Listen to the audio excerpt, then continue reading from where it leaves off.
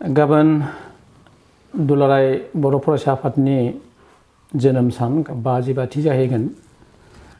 गिबियावनो आंनिफ्राय दुलाराय बर' फरायसा आफादनि जा बे गायसनगिरि सान आंनि गोसो गोरबोनिफ्राय हामलायथि थाहैबाय।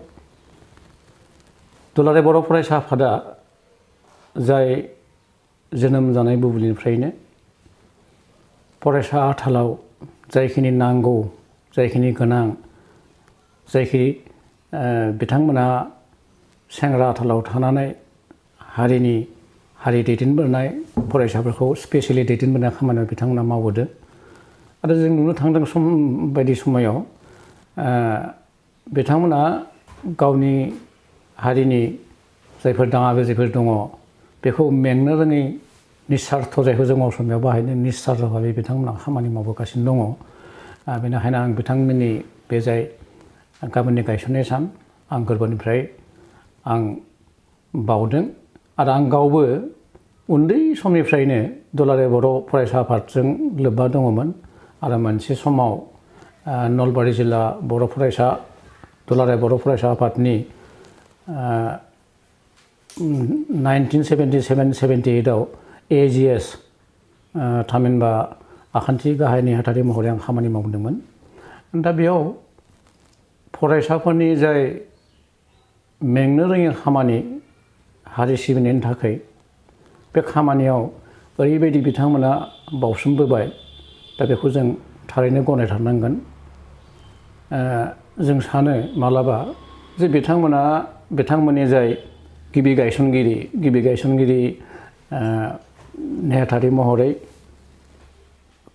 कनकेश्वर नार्जारि, आफादगिरि महरै मानेस्वर बसुमतारि, बिथांमोना बे खोथाखौनो जानो हागौ सानदोंमोन जे जों जुदि बेबायदि बर' फरायसा मुङै मोनसे दाना होआब्ला जोंनि जाय फरायनाय मावनाय, जोंनि सिगांथि आवगालांनाय बे खामानिफोराव जोंहा एसे जों मोनहास'आ जाहैगोन। बेखायनो बे समाव गोनां समाव नांगौ समाव दाना लादोंमोन जानांगौ बिथांमोना।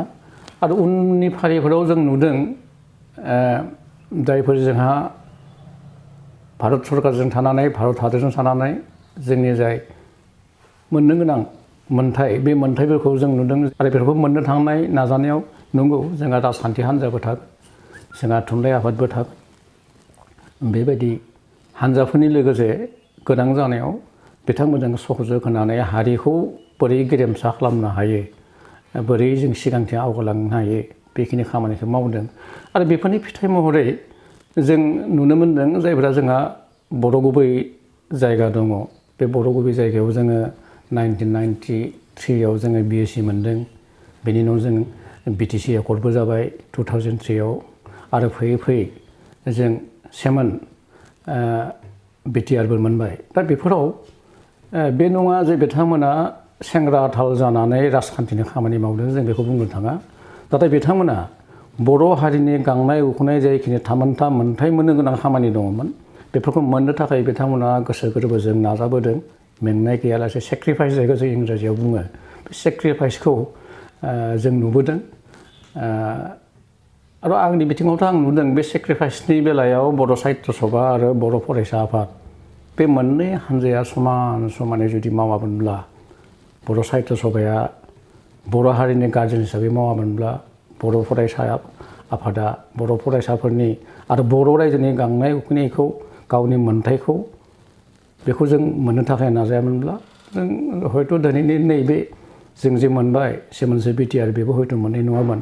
आरो जों उनहालागै आसा फारिगोन जों BTRल' मोननानै थागोन बिदि नङा। जोंहा मोनसे सिमां दङ, बर'खौ मोनसे गेरेमसा हारि दानाय, बर'आ मोनसे हादोर जाथों, जों भारतबर्ष बायदि हादरनि गेजेराव जोंहा मोनसे हादोर थाथों, जोंहा मोनसे रायजो थाथों, बेखौ जों खावलायगोन। आरो बेफोरबायदि खामानियाव उनहालागै आं सानो जे दुलाराय बर' फरायसा आफादनि दैदेननायजों बर' हारिखौ खौसे लाबोनानै बेबायदि मेंनाय गैयाजासे सेक्रिफाइस बावसोमनानै खामानि मावबोगोन। आरो बेनि थाखायनो गाबोन जाय जानो गोनां बर' फरायसा आफादनि 55थि गायसननाय सान, बे सानाव आंनि गोसो गोरबोनिफ्राय आंनि साबायखर थाहैबाय, बावनाय थाहैबाय।